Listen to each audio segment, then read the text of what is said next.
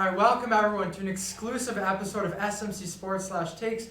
I'm your host, Michael Hap. I'm your other host, JWuerdz. And today we've got an exclusive co-host, Jordan Hoover. Jordan is a defensive back for the Hamilton Tiger Cats in the CFL right now.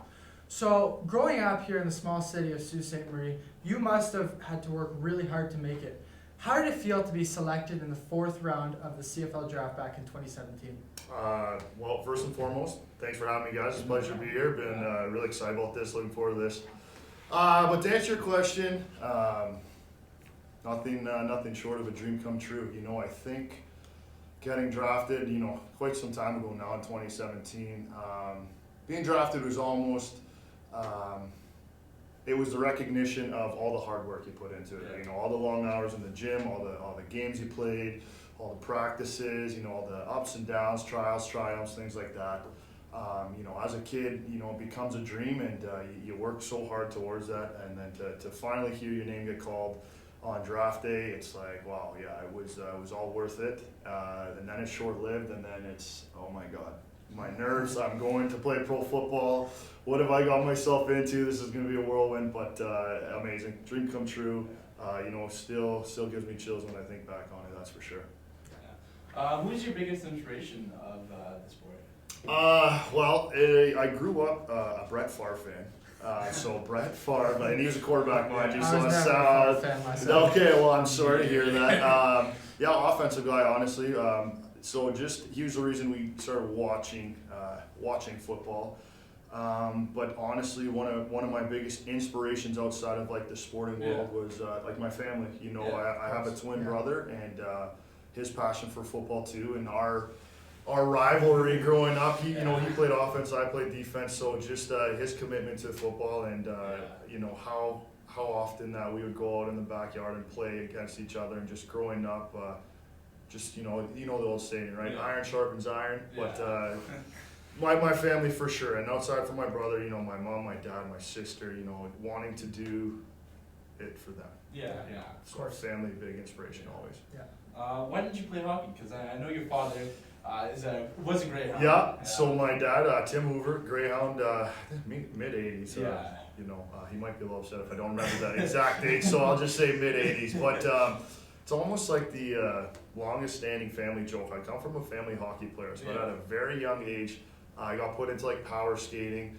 Got introduced to the game a bit, and then at one point, my twin brother and I decided that hockey was probably too rough of a sport for us. Yeah. So we chose football. We chose football, and we thought it would be a little safer, I think. Yeah, so that's kind of why. No disappointment in the family there. Maybe, to be honest, a little bit of regret on our part. I think we could have been pretty good at it, but successful enough in football to not lose sleep at night over not thinking about not playing hockey. So. How big was the transition from university football to the CFL? You were a star defensive back for the University of Waterloo, who led the country with 5 interceptions back in 2015. Did you go into the CFL with that same type of confidence that you had in university? Interesting question. I think at that level, confidence is everything. You're the new kid on the block, we'll say. Obviously, we can recognize the speed of the game, the physicality of the game, things like that. But it also is going from more of a recreation type sport into a business. So I was very quickly introduced to the business sides of things. It's the first time in my life where I was being offered money to play football. Yeah. So it was a little bit more stressful. And for me, who started to get more acquainted with the CFL, as I realized I could kind of get into it, you started watching the games and things like that. And for me, I got drafted to Edmonton in 2017. There's some big names, Mike Riley, Darius Bowman, the quarterback wide receiver combo there. Some big guys on the D line like Odell Willis, things like that. And you're just sharing a locker room with them all of a sudden. So the confidence I had at Waterloo and expected to keep walking into the CFL was definitely tested. I don't think I found, what we call our swagger, that swagger you play with. It definitely took me a year or two, maybe even a year too long to really find it. But once I did, and again, I had to continue to remind myself, they picked me, they seen something in me, even though I couldn't see it. Yeah. They saw something in me that they thought was worthwhile, and that they wanted to helped me grow that. But it was hard to keep that confidence that I had, but it was necessary. And the sooner you got it back, the better you were. Right? Self-doubt's a killer. I think what a lot of people don't realize is that the CFL is actually the second best football league in the world. Yeah. So it is incredibly impressive to go into that league and even to adjust in the year or two that it took you. Yeah, for sure. I mean, I'd say it's the best, but I know what we're saying here for sure. Yeah, you know, I think the market's small for it. I think it's like a hidden gem, but honestly, the skill level, you know, I'm not gonna say it's on par, but we get a lot of guys crossing back and forth, and it is a different game in many ways. You know, the way some routes are in, some of the ruling, size of the field, 3 downs, it's more of a passing lane, things like that. So sure. definitely a little different. It's hard to compare the two, you know, side by side, but I for sure get what you're saying there. Absolutely. So you mentioned how big of a support of your family. Yep. And all that. So what is the support your family has given you throughout, you know, your early life to going to the CFL? Right. So you know, I just turned 30 years old. So I've had a lot more time now, especially having the year off with injury to kind of reflect back. And I think it started at an early age. Just the sacrifices, you know, my family made. You know. The early morning practices, the cards, you know, we grew up in Hayden, so the car rides were a little extra long. But having my brother in it too, and my sister playing sports at the same time, like making sure that I was always at practice, making sure I was always there for the games, making sure that I was well fed before these things, you know, all these small sacrifices that I haven't had to do. You know, I don't have a kids yet, but just those types of things. And then, you know, just the motivation that they gave me, like the days you don't want to go to practice, but how hard they worked to ensure that I had everything I needed. I never wanted to disappoint them, you know, I never wanted to disappoint them. And I think understanding that a little bit while I was in high school helped me when, you know, you go away to university and no one's really, other than the coaches and the, you know, discipline action you'd get from missing or being late to a team meeting or, you know, stuff like that. I think that helped me realize, hey, there's no one really here pushing me anymore. I got to hold myself a bit more accountable. You know, good teammates help you do that too, and the good coaching staffs we had. But really, it comes down to you. And I think everything my family gave to me, it was a good motivating factor to just continue to better myself. You know, just a little bit every single day. How do you deal with like the stress of life and school, and also the sport as well? Yeah, it's tough, man. I just try and I don't try and compare myself to anybody. You know, it's hard because like when you get to the league and, you know, being as privileged as I to like start for 3 years and things like that, everyone's good at football. I'm good at football. You might be just as good, but you're better at something else than me, and I'm worse than you at some. Don't compare yourself, but it's hard. So I like to use my resources, my teammates, my coaches. The best thing I always did for myself to prepare myself for the stress of that was being prepared. And that was, you know, the hours of film and film study and the practices and the late nights, you know. In the CFL, you know, we have a CFL PA body, and that kind of protects you, your rights as a player. And when, you know, training camps are long days, you usually get there 6 in the morning, 6:30 in the morning. You're there till about 9:30 at night, and you know it's long hours, long practices, and that's when the heat's just starting to, you know, pick up, depending on what city you're in. But once you get in season, they're only allowed to have you for 4.5 hours. That includes meetings in the morning, the practice, getting off the field. But outside of that, 4.5 hours is nowhere near long enough to prepare you for the game. So you would stay, you know, you'd get off the field, you'd be done at 1:30. You know, then you get your therapy, you get your recovery, you go in the cold tubs, you do what you need to do, you get the massages, you know, go upstairs, watch the film. Realistically, you're not getting out there till about 6 o'clock at night. But that, again, that's kind of what I alluded to earlier. No one's forcing you to do that. That's learned behavior that you know you need to do, because, you know, there are guys that only do the 4.5 hours, and, you know, they take their shower, they go home for the day. They do their film study at home. I always like to do my film study at home too. And just, it doesn't matter what you do, you find the process that works for you, and then you show up on game day, you just got to perform. But being prepared helped ease the stress. You know, it's tough. It's a tough world to be in. You know, I remember my first year or two, I would always go online and look at like a forum or go on Facebook, and not always the nicest things said about you on there. So it's quite the blow to your self-confidence, but I think that like maturing in that world, and it comes with time, right? It's not something that, like I mentioned earlier, like lack of confidence early on, but as I grew and your understanding of the game and experience is the best teacher, and that speed we talked about and the physicality, it starts to slow down. You have more confidence, but preparation is key for sure, no matter what. Was Manziel one of those guys that usually left right after one? I can't speak for him, but he was on a different team. But I imagine being a quarterback, especially coming from the NFL, he knew what it takes to be a pro. Maybe just a tough, rude awakening, we'll say. It's a little bit different game. It feels a little wild. Those corner route balls are a little bit farther than he's used to throwing. So, so was your intent always to play in the CFL, or did you ever see the NFL as a possibility? So, grew up watching the NFL, and that's the dream, right? You see the hockey players in the suit, like young kids, like, I'm going to be in the NHL, I'm going to be in the NHL. And then, you get to high school and realize Sault Ste. Marie is very hidden from the rest of the world. Like, I even had a hard time getting recruited, to go play university football in Ontario. Yeah. I think the only reason I had that opportunity was to play SaberCats and get a little travel time and a little bit more exposure. Yeah. Yeah, of course. As a kid, you want to be in the NFL. You want to be on the big screen. You want to be making the big money. But realistically, no. CFL for me wasn't even a dream either. It was, hey, I like being athletic. I like playing with my brother.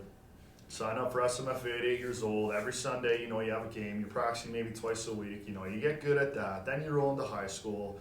You have a little bit of a reputation, a little bit of your name for yourself. You get to play with all the kids that were able to separate themselves at the Sioux Minor, and then you're in that same high schools together. So you start learning how to compete against, what the best of Sioux has to offer. Found out I was pretty good at that too. Got recruited actually a year at University of Windsor. That was a unique experience, we'll say. What was so unique about it? I was redshirted, and that means that you don't get to play. You practice, which is practice,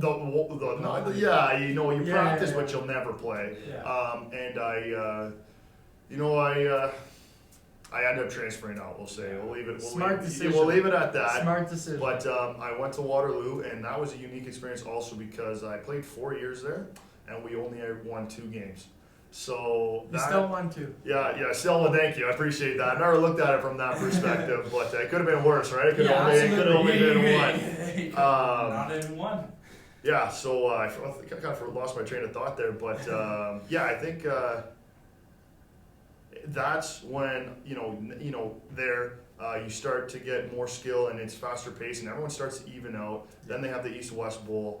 And that's kind of like the all-star game in the CFL, and they do like a mini combine. So you run your 40, you run your all your shuttle and agility drills. You have to do some tests and things like that. It was placing pretty high in that. I got to play in the game. Start to get some actual pro recognition, and then you go back for your last year of school, and that's your draft year. And that's really when I thought, I think I can do this. So that's more when I realized it. So I'd say like the last year of university is really when I put all my eggs into that basket.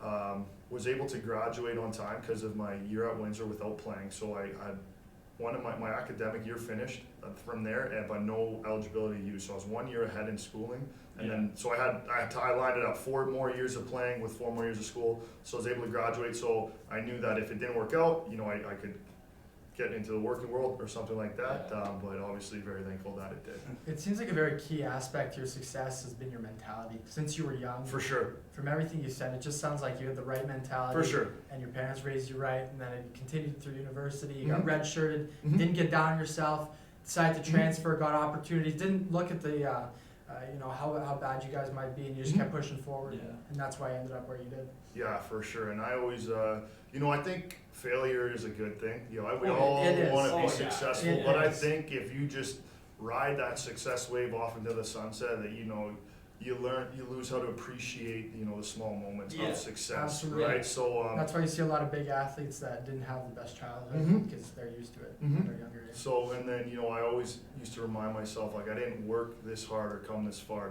for it to end here. So I always wanted to be the best, even though in the back of your mind you'll never be the absolute, but I do want to strive to be the absolute best, if not the best football player out there, the best version of Jordan Hoover as a football player. Absolutely. Yeah, absolutely. So, do you have any pregame rituals, like Yeah. any Yeah, weird so things you do? so I do. This isn't much of a pregame ritual. I'd love to share it. I'm very superstitious. Yeah. Oh, boy. So even putting on my equipment, even my shoes in the morning, it's always the left one first, then the right. So even if I like put on like my right flip flop because I'm just the right angle, I'll take it off and put the left one on. I have a similar mentality. Yeah, you know what I mean? do. It has, really do. because if I've been successful doing these things, I need to keep doing them. So when I go to Exactly. practice, it's always, left shoe or left sock, right sock, Yeah. left shoe, right shoe, same put it on. And like, I have like 2 shirts that I love, and if they're missing in the laundry, like I'll wait by the laundry room for the equipment and be like, I need that shirt. I need that shirt. Why change what works? Right, Exactly. but as for pregame rituals, so we used to set up what we call like day 1, day 2, day 3, day 4. Day 4 being the day before the game, and then game day. Yeah. Basically light practice, heaviest practice, easiest practice, walk through day, game day. So usually about the night of day 3, that's my big, go for massage. In Edmonton they had float tanks. I love to do float tanks. That sounds Just like sitting in that dark room, just like, I'm really big at like envisioning. Like Yeah. I really think that's a strong tool. Like, yeah, I want to make some plays in football, but thinking about it and visualizing, like making the interception or making the touchdown saving tackle, that kind of brings it to life, you know what I Yeah. mean? Yeah. So the float tanks I absolutely love, and like just the weightlessness of it too. So taking care of your body, especially on day 3, big hydration process, things like that. Day 4, if it's it's a home game, you kind of go to the stadium early, you watch, last minute, fine detail tunings, tune up everything, get on the field, go through walkthrough, make sure everyone's on the same page, then you pretty much get the rest of your day to yourself. If it's a travel day, you show up at the airport, you fly to the city that you're supposed to be playing in, and then from there you kind of do your meetings there, and then you kind of have the night off. But for me, I'm always a big steak guy. So for me, it's got to be steak that night. It's usually like a pasta for lunch the day before, Okay. give me some energy. Then that night, it's always medium rare New York strip loin, a blue cheese iceberg, wedge salad, and 1 glass of red wine. Wow. Yeah, 1 glass of You red wine. command pretty big. Yeah, and then dinner with the fellas. Usually Yeah, defensive absolutely. backs with defensive backs, but it's not uncommon to. A lot of my good friends on the team are D linemen, O linemen. It's Yeah. just great people all across the board. But sitting with your teammates, I say let loose as in like enjoy the opportunity, not the wine, but let loose, talk about what, you're gonna have a good game. No, you're gonna have a good, and just the camaraderie, building that, and then the Team next. chemistry. Yeah, thank you. Team Yeah, chemistry. team chemistry, and then getting a good night's sleep. Get up early the next morning. Kind of eat like a rabbit that day. Nerves are there. I always think nerves are good. My Baba, when she was alive, she'd say, if you're nervous, it's because you're about to do great things. And I always used to like cherish that. So I'd be exceptionally nervous on game day. I must have meant that I was going to do exceptionally great things. But light breakfast, nap, get up, watch a little film, have a float in the pool, quick hot tub, not too long. You don't want to dehydrate yourself, loosen up, things like that. A lot of guys like to go on the early bus. I like to go on the latest bus possible. I don't want to be there too long before the game. I don't want to be in my equipment, too long. I want to be in it as short as possible before I have to go out there, and then just putting on the helmet, getting out there, and then just playing, muscle memory football. Yeah. So I think you've answered this throughout the interview, but there are a lot of aspects of the game that football fans don't see. Sure. It's really just it's not wake up, practice, game. There are so many things that go in between practice, and it's a lot of mental stuff and stuff that you have to prepare, get Absolutely. a good schedule, Yep. and then just keep going with it. Yeah, absolutely. With what Like, works. on Saturdays or Friday nights when you guys see us, it's us at our peak, running out of the tunnel, Yeah. playing good Canadian football. But for me, it's a 7-day a week job. Yeah. I leave home at early May. I leave my fiance at home. I leave my dog. I move away to a different city for 6 months.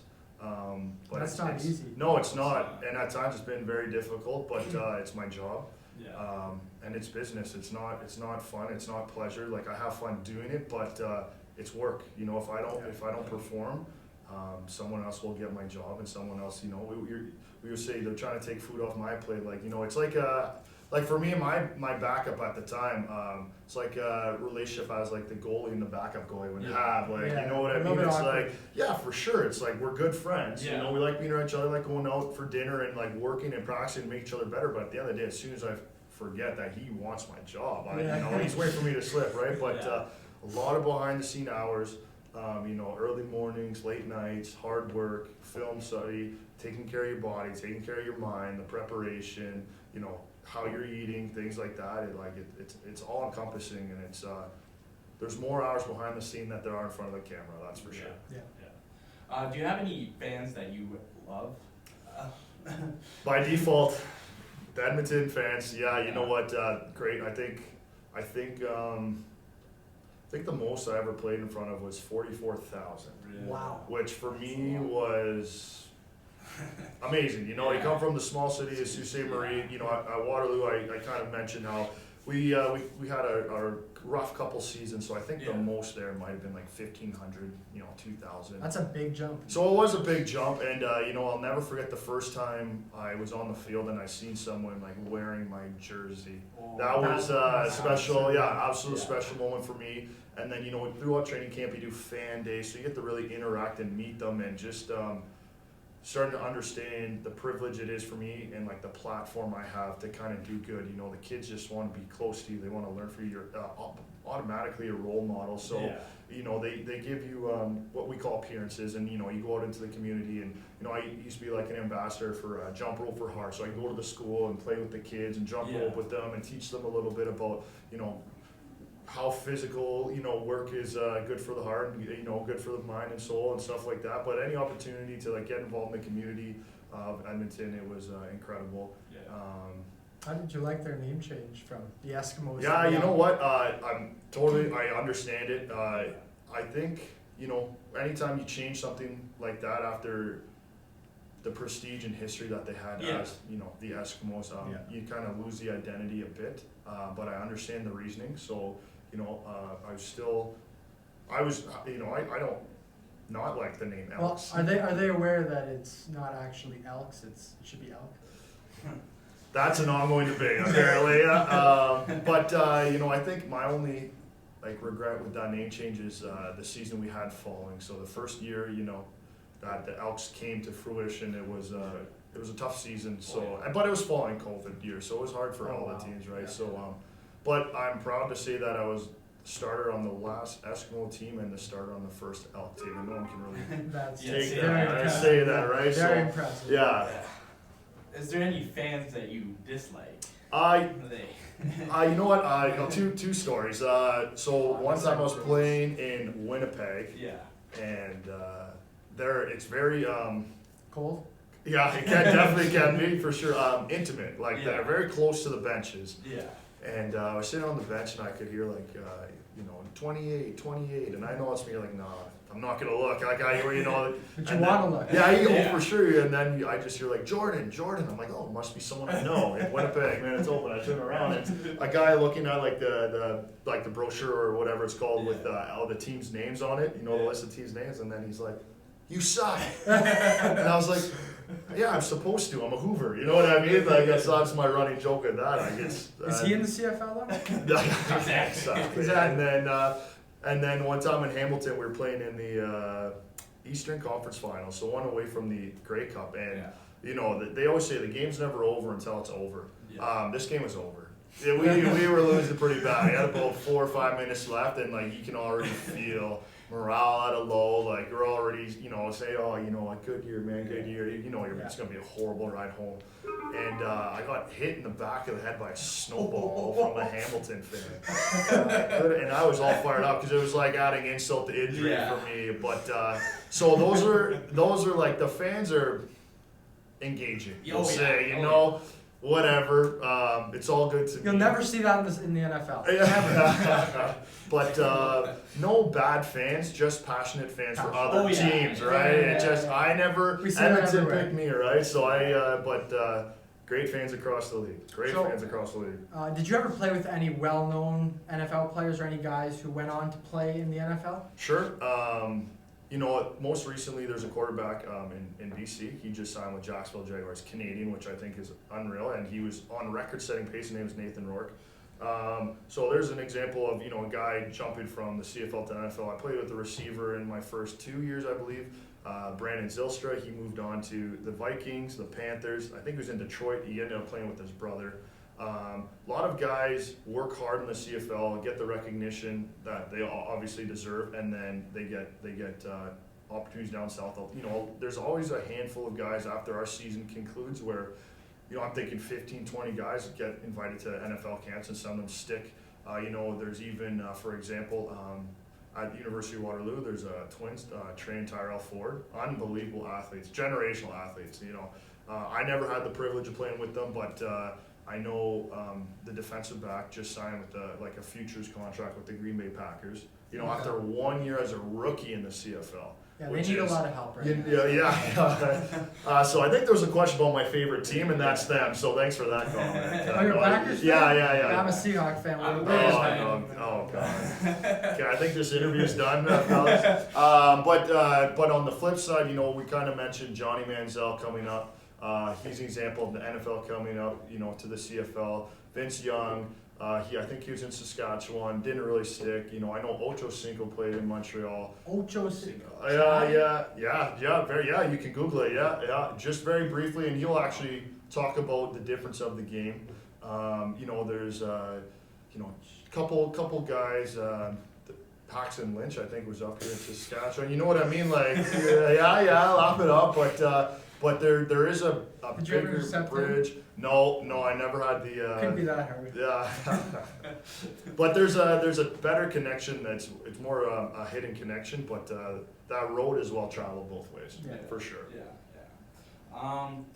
Is there any comments about trying to say anything about young rising athletes? Yeah. Anything you want to say to them? For sure. It's a long, winding road.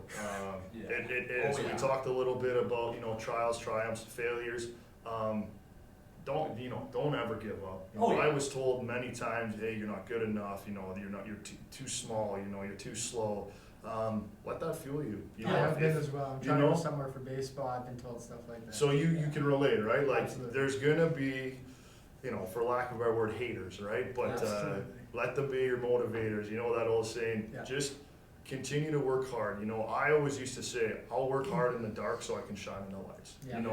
I'm not a big social media guy. A lot of people I know, it's they go for their workouts. Look at me, look how much I'm lifting, things. You won't see me posting workout videos. I'm my biggest competition. When the light comes on and I run out of the tunnel, I'm gonna be the best me. But really, for sure. But don't give up. It's gonna be peaks and valleys. Appreciate the good times, but never forget the hard times. I promise you, it all works out in the end. Just keep going. You lean on the resources you have: your friends, your family, your teammates. Ask for help where you need it. The first time, I think asking for help is like getting to the weight room the first time. First time you ask for help for anything, it's the hardest. Oh yeah. No matter what it is, it's the hardest. The second time you ask for help, it's a little bit easier. And it gets easier and easier, and then people start asking you for help because that's how you gain experience. But ask for help, lean on your resources, never give up. Just keep going, man. It's dark and windy, but it's worth it, I promise you. It always is. So you just took a job here as I wouldn't say, let's call it a job, as a coach for the St. Mary's Knights. How do you hope to help this team next year or this year going forward? One of the other teams in the Sioux, the Cora Colts, they have been a very high-ranked team in Canada year after year. How do you hope to lead this Knights team to be better than Cora this year? You know what? At the end of the day, I hope to, and let me start by saying, just because my surgery thing is that I haven't been as involved as I'd like to, but moving forward, as much as I can, my free time, I'll be spending here with the kids. But my number one goal is helping them develop into the young men I think that they deserve to be.